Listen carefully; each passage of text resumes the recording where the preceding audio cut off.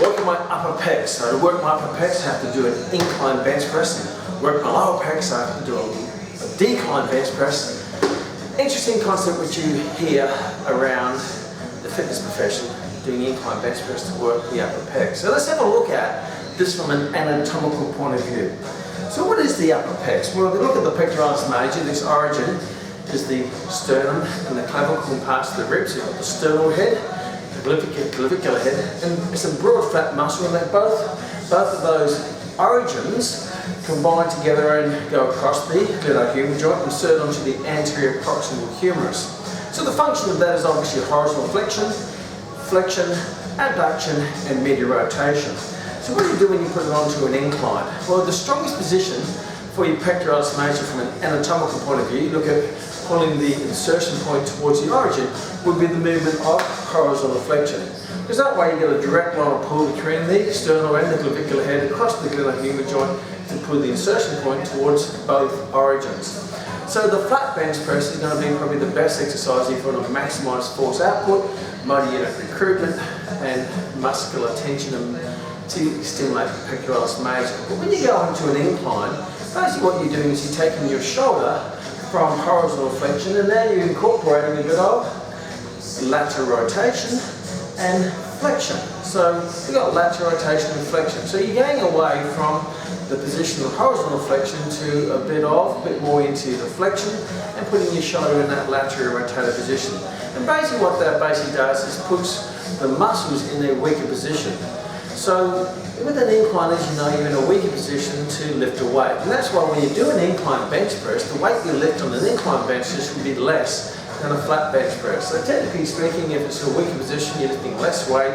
Less weight means you're generating less force. You're generating less force, then you're activating less motor units within the muscle itself, and less muscular tension and less stimulation. So it's a weaker position, lifting a weaker weight to get a weaker result. People say, but it works more the upper. Well, the interesting thing there is, how can you work the upper without working the lower if they both insert onto the same insertion point, which is the anterior proximal humerus? So how can you separate one without the other when they both pull on the same point? So that's an interesting concept purely from an anatomical and a biomechanical point of view.